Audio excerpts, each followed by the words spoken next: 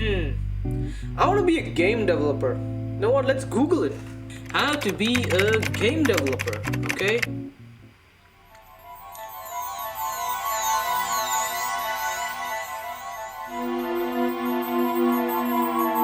You know what? I don't want to be a game developer. I'm gonna go play some GTA.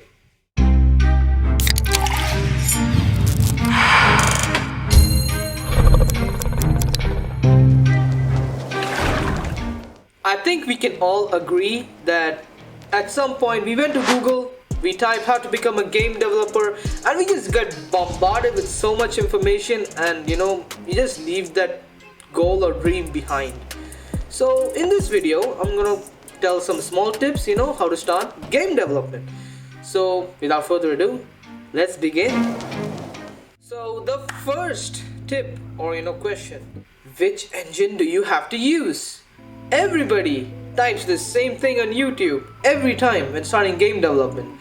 So I can tell there are many game engines. You have Stencil, you have Godot, you have Unreal Engine, you have Unity and Buildbox, GameMaker and much more. So you can choose whichever game engine you want and you can do some research. But I suggest two engines, okay? Unity and Unreal. And they are both amazing engines. Both have amazing fidelity and amazing power. Both things get the job done. But there are pros and cons in both engines. If you're a complete beginner to game development and you have never touched anything 3D or making any assets in 2D or 3D and you have never programmed, then go with Unity. Don't go with Unreal. Unreal is just complicated, especially for beginners. It's built for teams in mind and it's built for production, and Unreal Engine 4 itself, the UI is so messed up. It's a bloated mess, okay? And Unity on the other hand is more clean, less things on the screen, and in the end it's less overwhelming compared to Unreal Engine. Unreal Engine 5 has a more cleaner UI, but then once you start just exploring, the tabs just go endless and then you'll get lost. So if you're a complete beginner and no experience in these softwares and all this stuff, go with Unity, don't go with Unreal. So after you chose your game engine, you want to make some games, but don't do that immediately. Let me tell you why. Because for making games you need to program, and for a program you need to learn a language. So learn the language first and then start making the game, okay? It only makes sense because when you start making the game itself, like Unreal Engine and Unity and all other engines, they have their own language itself to learn, their own functions and their own stuff which you have to learn and learn how to implement.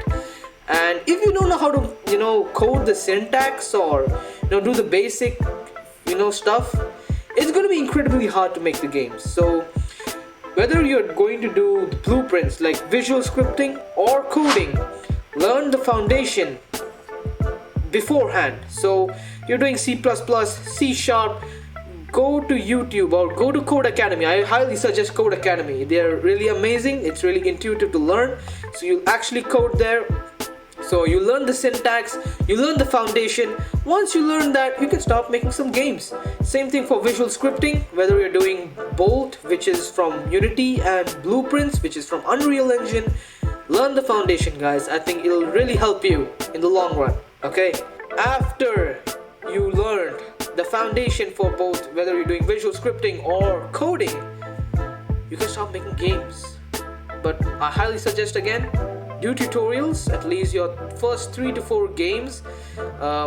Make rollerball or really simple games from YouTube. I'll suggest some link in the description.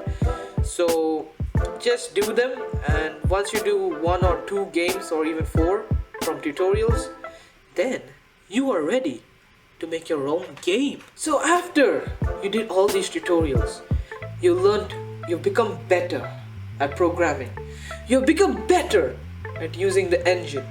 Overall, you've become a better game developer, and you get this intense motivation and inspiration, and you start becoming over ambitious. I am ready to make the next amazing GTA 5. Don't do that.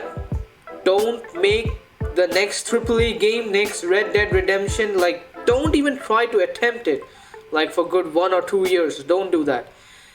Because from my personal experience, like when I just started making games in Unity, I wanted to make Legend of Zelda Breath of the Wild. But I knew it was not possible, so I didn't attempt to make the whole game. But I wanted to make the Great Plateau, you know, the tutorial part of the game. And I thought maybe I can finish this within a month or 2 weeks. And I was so wrong. It took me 3 months to finish, and it was really hard, challenging. I did learn a lot, but the result is a less fun game. It's not polished, it's buggy, and yeah, you will learn a lot. But guys, like if you're attempting to make, like, I don't know, some big open world game, don't do that. It's gonna take you many years. You're gonna suffer.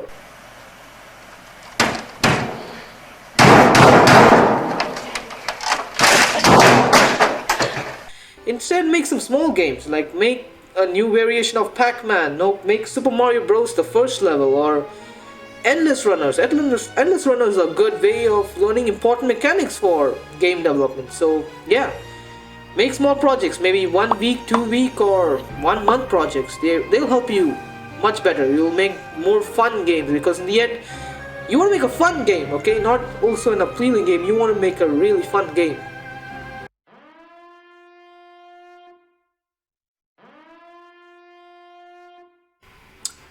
My final tip, guys, this is very, very important.